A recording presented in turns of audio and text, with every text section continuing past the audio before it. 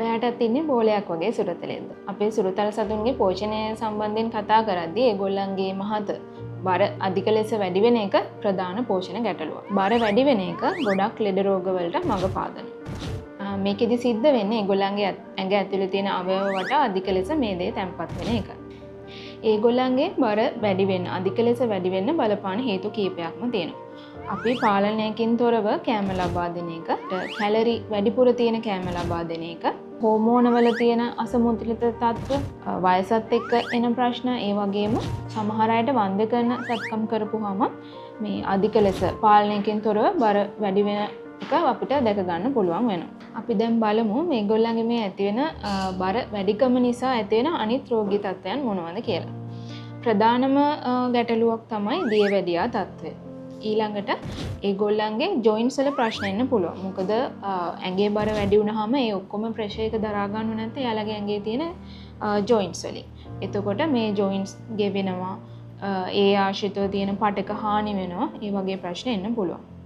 තව දෙයක් තමයි හાર્ට් එක සහ පෙනහළු සම්බන්ධව ගැටලු වෙනවා. මොකද මහත වැඩි වුණාම මෙන්න මේ අවයව වටා මේ දේ ගොඩක් තැම්පත් වෙනවා. එතකොට ඒවට හරි විදියට ක්‍රියා කරන්න බැරි වෙනවා. තව දෙයක් තමයි මේගොල්ලන්ගේ මේ ඇඟේ, ඒගොල්ලන්ගේ වගේම අපේ ඇඟෙත් සිද්ධ වෙන දෙයක් තමයි තාපය හුවමාරු වෙන එක. අන්න ඒකට බාධා වෙන්න පුළුවන්. එතකොට ටක් ගාලා ඒගොල්ලන්ට කියන්නේ අවශ්‍ය විදිහට තාපය පරිසරයත් එක්ක හුවමාරු කරගන්න බැරි වුණාම ඇඟේ උෂ්ණත්වය වැඩි වෙන්න පුළුවන්. ඒක ජීවිත හානියක් වුණත් වෙන්න පුළුවන්. ඊළඟට අක්මාවේ ප්‍රශ්න ඇති වෙන්න පුළුවන්. අපි දන්න ප්‍රධාන ප්‍රශ්නයක් නේ ෆැටි ලිවර් කියලා කියන්නේ. අන්න ඒ වගේ ප්‍රශ්න ඇති වෙන්න පුළුවන්. තව දෙයක් තමයි වකුගඩු වලට හානි වෙලා වකුගඩු අකර්මණ්‍ය වෙන්න වගේ වුණත් පුළුවන් මෙන්න මේ බර වැඩි වෙන එක. තව වෙන්න පුළුවන් දෙයක් තමයි ඒගොල්ලන්ගේ ප්‍රතිශක්තිය අඩු වෙනවා. ප්‍රතිශක්තිය අඩු වුණාම අනිත් ලෙඩ රෝග වලට ලේසියෙන්ම ගොදුරු වෙන්න පුළුවන්. තුවාල වගේ දේවල් තියෙනවා නම් ඒවා සුව වෙන්න ප්‍රමාද වෙන්න පුළුවන්. ඒ වගේම හැමේ ඇති වෙන ප්‍රශ්න වලට මේ අධික මහත හේතු වෙන්න පුළුවන්.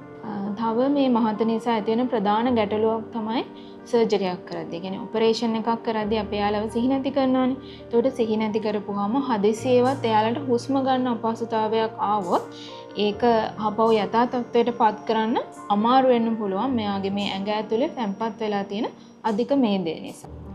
අපි දැන් බලමු කොහොමද මෙයාලගේ මේ මහත වැඩි වෙන එක පාලනය කරගන්නේ කියලා.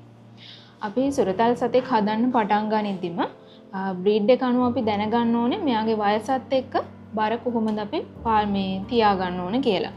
වයස වැඩි වෙද්දි බර වැඩි වෙන්න ඕන. නමුත් සාමාන්‍යයෙන් උපරිම සහ අවම රේන්ජ් එකක් තියෙනවා. එයාගේ වයසට අනුව බර තියෙන්න ඕන කොහොමද කියලා. ඔයගොල්ලන්ට ඒ ගැන හරි අදහසක් නැත්නම් ඒ ගැන දැනුමක් තියෙන සුදුසුකම්ලත් පශු වෛද්‍යවරයෙක්ගෙන් ඕගොල්ලන්ට ඒක ගැන අහලා දැනගන්න පුළුවන්. අනිත් දේ තමයි ඒගොල්ලන්ගේ කෑම හරියට පෝෂණ සංඝටක හරි විදිහට පාලනය කරන එක.